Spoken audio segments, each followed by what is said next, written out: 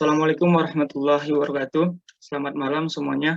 Kami dari kelompok 9 yang terdiri dari Dimas Ridian Supardi dengan nomor induk mahasiswa 1814020027. Saya sendiri Fadel Majid Muhammad Rangkuti 1814020030. Ada Hafiz Rapi Muhammad dengan nomor induk mahasiswa 1814020069 dan ada Arya Ahmad Diansyah dengan NIM 1814020045 yang pada malam hari ini berhalangan hadir dikarenakan merupakan mahasiswa yang sudah konversi pada mata kuliah IT-preneurship.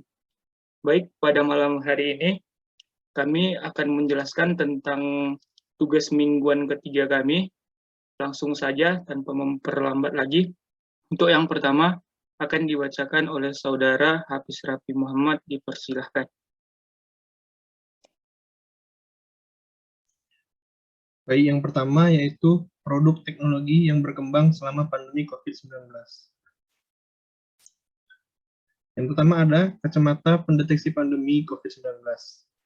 Kacamata ini dapat mendeteksi suhu tubuh dengan sensor inframerah yang merupakan salah satu tanda seseorang terinfeksi virus corona dari jarak sekitar 3 meter. Kacamata pintar ini bisa mendeteksi suhu hingga 200 orang atau individu. Lalu yang kedua ada Autonomous UVC Mobile Robot atau AUMR. Autonomous UVC Mobile Robot merupakan hasil kerjasama antara akademi universitas dan peneliti dari Pusat Pengembangan Instrumentasi atau BPI dan Pusat Penelitian Bioteknologi Lembaga Ilmu Pengetahuan Indonesia. Fungsi dan manfaat alat ini bagi pengguna adalah untuk disinfeksi dan sterilisasi di ruang isolasi pasien COVID-19. Selanjutnya ada drone. Peran dan keuntungan pengguna adalah menyediakan penghubung antara rumah sakit dan rumah warga untuk memberikan perawatan medis. Sebuah drone ini digunakan oleh salah satu kampus di North Carolina untuk mengirimkan temuan sampel uji COVID-19 ke sebuah rumah sakit di pusat kota. Sementara itu, pihak berwenang di Paris dan India memperlakukan pembatasan karantina dengan drone. Alat ini dimaksudkan untuk mengingatkan warga untuk mengikuti aturan jarak sosial pemerintah. Selanjutnya ada ventilator FanEye. FanEye adalah alat bantu pernapasan bagi pasien yang masih dapat bernapas sendiri jika pasien COVID-19 pada gejala klinis tahap 2 bukan diperuntukkan bagi pasien yang terkena ICU. FanEye tersebut diklaim dapat digunakan dengan mudah oleh tenaga medis. Alat ini memiliki fungsi utama yaitu sebagai CPAP atau Continuous Positive Airway Pressure. Dengan lolosnya uji produk ini, FanEye dinyatakan aman digunakan sebagai ventilator non-invasif untuk membantu pasien COVID-19. Lalu selanjutnya ada robot disinfektan Lightstrike. Robot Lightstrike menggunakan teknologi pancaran sinar UVC untuk membunuh patogen termasuk bakteri, virus, dan spora jamur di permukaan benda di sebuah ruangan. Selanjutnya ada robot Raisa atau perawatan kesehatan. Robot Raisa ini memiliki tinggi 1,5 meter, spesifikasi baterainya 0,85 kWh. Robot ini dilengkapi dengan rak bersusun 4 yang bisa membawa barang maksimal 50 kg. Tujuan pengembangan Raisa ini adalah untuk mengurangi kontak langsung antara tenaga medis dengan pasien COVID-19, sehingga potensi penularan virus COVID-19 ini yang jenis-jenis barunya kepada tenaga medis bisa diminimalisir. Selanjutnya ada aplikasi fightcovid19.id. Fungsi dan manfaat aplikasi ini bagi pengguna adalah untuk menolong upaya menangani penularan virus COVID-19. Aplikasi ini digunakan untuk melacak orang yang datang dari daerah yang terjangkit banyak virus COVID, orang dalam pemantauan atau ODP, pasien dalam pengawasan, dan pasien positif COVID-19. Selanjutnya ada aplikasi Home Quarantine. Aplikasi ini merupakan aplikasi yang dirancang untuk mengetahui apakah seseorang tetap mengkarantina diri di rumah selama masa pandemi berlangsung. Aplikasi ini menggunakan teknologi geolokasi dan pengenalan wajah atau face recognition dalam memproses data. Selanjutnya ada aplikasi Trace Together. Aplikasi ini merupakan aplikasi pelacak pasien positif corona. Trace Together akan menggunakan data ponsel pengguna untuk memantau dan melacak pergerakan penggunanya. Aplikasi ini bisa terpasang pada smartphone pasien yang terkena positif COVID-19. Selanjutnya ada thermal scanner. Thermal scanner berfungsi untuk mendeteksi suhu tubuh manusia. Thermal scanner ini bisa mendeteksi panas suatu benda yang memancar dengan sendirinya. Alat ini mendeteksi suhu dengan mengenali dan menangkap berbagai tingkat cahaya inframerah. Itu saja dari saya. Selanjutnya akan dilanjuti oleh Majid. Baik, terima kasih kepada Hafiz. Selanjutnya mengenai pekerjaan yang dibutuhkan selama pandemi COVID-19 yang akan saya paparkan sendiri. Oke, yang pertama ada Artificial Intelligence Machine Learning Engineer dari PT Isindo Mitra Solusi Immersive Ventures PLT Ltd. Nah,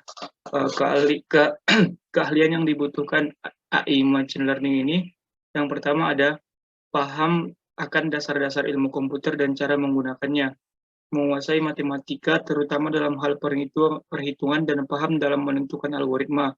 Kemudian mampu bekerja sama dengan data engineer lainnya dan untuk membentuk data dan memodelkannya, menerapkan algoritma untuk pemodelan statistik, menggunakan pemodelan data dan strategi evaluasi guna menemukan pola dan memprediksi hal tertentu. Selanjutnya, menganalisis big data secara kompleks untuk mengekstrak wawasan.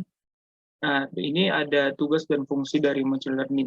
Yang pertama, mempelajari dan mengubah prototipe data science, meneliti dan menerapkan algoritma ML dan alat AI yang sesuai, mengembangkan aplikasi machine learning sesuai dengan persyaratan, kemudian bekerja dengan electric engineers dan tim robotik. Selanjutnya, memilih dataset dan metode representasi data yang sesuai. Selanjutnya, jalankan pengujian data dan eksperimen machine learning, melatih dan kembali melatih ulang sistem saat diperlukan, dan yang terakhir, mengikuti perkembangan di lapangan. Yang kedua ada front-end developer atau FED. Keahlian yang kita butuhkan sebagai seorang front-end developer adalah yang pertama, memahami berbagai markup language. Yang kedua, version control system kita harus juga menguasainya. Dan yang ketiga, testing dan debugging. Dan yang terakhir, membangun dan mengoptimalisasi tools atau website. Nah, tentunya front-end developer ini juga memiliki tujuan dan fungsi. Apa saja tujuan dan fungsinya? Yang pertama, memprioritaskan user experience, mewujudkan konsep desain website dengan kode HTML, JavaScript, dan lain-lain, memproduksi dan memaintenance website dan user interface dalam web, menciptakan tools yang dapat meningkatkan interaksi web ke dalam semua browser, dan belajar SEO, serta memastikan konsistensi branding melalui desain website. Kemudian untuk pekerjaan selanjutnya ada data analis. Keahlian yang dibutuhkan oleh seorang data analis yaitu memahami bahasa pemrograman seperti SQL dan juga lain-lain. Kemudian kemampuan matematika, kemampuan dalam menggunakan Adobe Campaign, data warehousing, itu untuk yang hard skill. Kemudian ada yang soft skill. Yang pertama, akurasi dan detail. Mampu berpikir logis dan metodis, memiliki kemampuan analis yang baik dan kreatif, dan yang terakhir, perhatian terhadap detail. Nah, kemudian ada tugas dan manfaat dari seorang data analis, yaitu menafsirkan data, mengembangkan dan mengimplementasikan database, dapatkan data dari sumber data primer atau sekunder, mengidentifikasi pola dalam kumpulan data yang kompleks, filter dan data bersihkan dengan meninjau laporan komputer, dan bekerja sama dengan manajemen untuk memprioritaskan kebutuhan bisnis dan informasi, serta cari dan tentukan peluang peningkatan proses baru. Nah, yang keempat ada database administrator. Keahlian yang dibutuhkan oleh seorang DBA adalah memiliki problem solving skills, memiliki skills dalam komunikasi, team working, dan negosiasi. Kemudian familiar dengan bahasa manipulasi data utama, selanjutnya mampu untuk bekerja dalam deadline yang ketat dan di bawah tekanan, fleksibel dan mudah untuk beradaptasi, mampu untuk selalu up to date dengan tren pengembangan dalam teknologi baru, komitmen untuk melanjutkan pengembangan profesional, dan yang terakhir menguasai bahasa pemrograman sistem dan juga software, diantaranya yaitu SQL, Unix, Oracle, Linux, WOS, Microsoft Access, dan HTML. Next. Nah, yang kelima ada database administrator. Apa saja tugas dan fungsi dari seorang database administrator? Yang pertama, memastikan bahwa data-data yang dikumpulkan dapat digunakan oleh para data analis sebagaimana mestinya. Merancang strategi bagaimana keamanan yang seharusnya mereka lakukan agar bisa melindungi data, menetapkan kebutuhan pengguna, dan memantau akses pengguna beserta keamanannya. Selanjutnya, memantau performa dan mengelola parameter agar dapat cepat dihubungi oleh pengguna front-end, membuat konsep perancangan untuk database, mengontrol izin akses dan hak istimewa, dan memelihara data termasuk perlindungan data. Next. Selanjutnya ada business intelligence dari PT Bank Permata, PT Berkahandaya, yang maksud saya yang menggunakan business intelligence ini. Nah, kemudian ada keahlian yang dibutuhkan ya. Jadi keahlian yang dibutuhkan untuk BI ini yang pertama kemampuan menganalisis data, kemampuan dalam komunikasi, pengetahuan di bidang industri, melakukan pemrograman SQL, melakukan pencarian solusi efektif, dan ada juga tugas dan fungsi dari BI. Apa saja? Yang pertama, mengumpulkan data dari berbagai sumber, membuat analis data bisnis, mengembangkan analis data, mengolah data menjadi sebuah analis yang dapat dibaca oleh staf perusahaan, dan mengembangkan bisnis perusahaan dan menghasilkan profit dari insight hasil data yang sudah dianalisis. Next. Yang keenam ada cyber security. Apa saja keahlian yang dibutuhkan oleh seorang cyber security? Ada hard skill dan soft skill. Hard skill itu sendiri, seorang cyber security haruslah mengerti programming dan analisis mitigasi risiko, cloud security, enkripsi, analisis malware. Dan untuk soft skill sendiri, kemampuan memecahkan masalah, perhatian terhadap setiap detail, kemampuan berkomunikasi, keinginan untuk belajar, kemampuan analisis. Selanjutnya, tugas dan fungsi dari cyber security. Melindungi dari malware, ransomware, phishing, dan juga social engineer. Melindungi data dan jaringan yang digunakan, mencegah adanya pengguna yang tidak sah dalam jaringan sebuah perusahaan, melindungi para end user, bisa membuat produk lebih terpercaya untuk perusahaan dan para pelanggannya. Yang ketujuh, software developer. Keahlian yang dibutuhkan, penyelesaian masalah yang kompleks, pertimbangan dan pengambilan keputusan, pemrograman, analisis sistem, evaluasi sistem, dan fleksibilitas kategori. Tugas dan fungsi dari seorang software developer adalah memodifikasi software yang ada untuk memperbaiki kerusakan, mengembangkan dan mengarahkan pengujian sistem software dan prosedur validasi, menganalisis kebutuhan pengguna dan kebutuhan software untuk menentukan desain. Next, please. Nah, yang ke-8 ada IT support atau help desk. Keahlian yang dibutuhkan saat ini, paham dan bisa menguasai sistem operasi Microsoft, mampu bekerja dengan analisis cepat dan tepat saat ada keluhan dari user mengenai komputer, paham mengenai komponen hardware komputer dan dapat merakitnya, mengerti tentang jaringan kabel maupun nirkabel, bisa melakukan programming dengan lebih dari satu jenis software, dan paham cara mengatasi perangkat-perangkat yang berkaitan dengan komputer seperti printer dan scanner. Next. Tugas dan fungsi dari seorang IT support. Yang pertama, memperbaiki jaringan komputer yang bermasalah, memperbaiki sistem yang bermasalah ketika user menggunakannya, melakukan update setiap kali versi terbaru hadir dari suatu sistem maupun aplikasi, melakukan instalasi UPS di setiap komputer, melakukan instalasi dan konfigurasi antivirus untuk mengamankan komputer perusahaan, serta melaksanakan backup semua data perusahaan. Next. Nah, yang ke-9, pekerjaan yang dibutuhkan di masa saat ini, COVID, adalah staff admin e-commerce. Jadi, keahlian yang dibutuhkan, yang pertama, memahami dasar-dasar ilmu komputer dan cara menggunakannya, memahami pasar masyarakat yang kiranya bakal menjadi konsumen, mampu bekerja dalam tim bersama dengan ahli lain, dan mengerti status perusahaan yang termati. Tugas dan fungsi dari seorang staf admin e-commerce, memahami dasar-dasar ilmu komputer dan cara menggunakannya, memahami pasar masyarakat yang kiranya bakal menjadi konsumen, mampu bekerja sama dalam tim, dan mengerti status perusahaan yang ditempati. Untuk yang terakhir ada data science. Jadi, keahlian yang dibutuhkan oleh seorang data science yang pertama adalah pengetahuan aljabar dan matematika, pengetahuan mengenai program komputer agar bisa membuat model dan algoritma. 2 bahasa pemrograman yang dapat dipelajari yaitu Python, R, dan SQL. Seorang data scientist setidaknya harus punya kreativitas dan kemampuan berpikir kritis. Keterampilan lain yang dibutuhkan seorang data scientist adalah kemampuan komunikasi, dan ada juga tugas dan fungsi dari seorang data science. Yang pertama, data mining menggunakan metode state of the art, kemudian memperluas data perusahaan dengan sumber informasi pihak ketiga bila diperlukan, kemudian meningkatkan prosedur pengumpulan data untuk memasukkan informasi yang relevan untuk membangun sistem analitik. Nah, selanjutnya ada pengolahan, pembersihan, dan verifikasi integrasi data yang digunakan untuk analisis. Dan yang terakhir, melakukan analisis ad hoc dan menyajikan hasilnya secara jelas. Mungkin itu saja yang dapat saya sampaikan untuk materi yang kedua. Selanjutnya materi yang ketiga mengenai perkembangan teknologi informasi di bidang hardware dan software. Saya persilahkan kepada Dimas Ridian Supardi untuk melakukan pemaparan.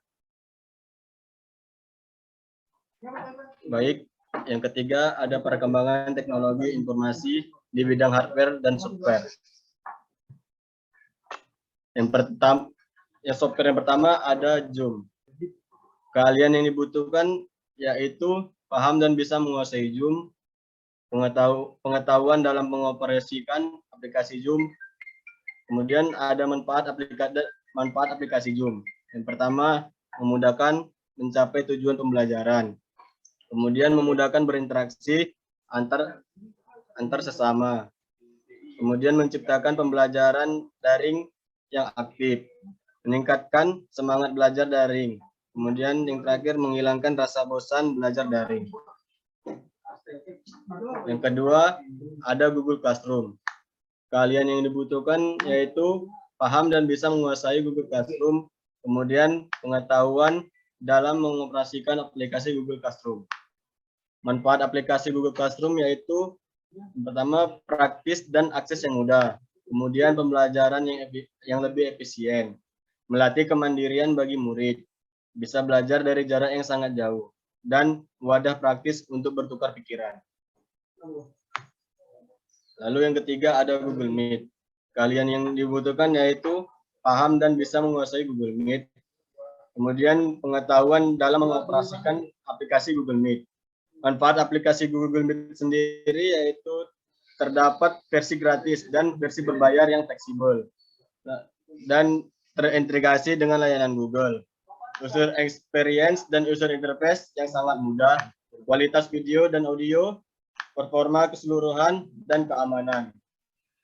Membantu para pekerja dan karyawan untuk tetap melakukan rapat di mana saja mereka berada dengan menggunakan video call. Kemudian hardware yang pertama yaitu lintas arta thermal CCTV dan mask detection. Manfaatnya yaitu sebagai alat memantau kesehatan karyawan yang bekerja di kantor maupun di lapangan melalui suhu tubuh badan. Mampu memberikan peringatan kepada petugas jika ada perubahan suhu tubuh. Mendeteksi karyawan yang tidak menggunakan masker dan alat untuk memonitor kehadiran karyawan. Lalu ada AR, kacamata pendeteksi COVID-19. Manfaatnya yaitu sebagai alat memantau dan mendeteksi virus COVID-19. Lebih efisien dan mudah digunakan, tidak mengambil data apapun dari cloud, dan keamanan yang tinggi. Lalu ada thermal scanner.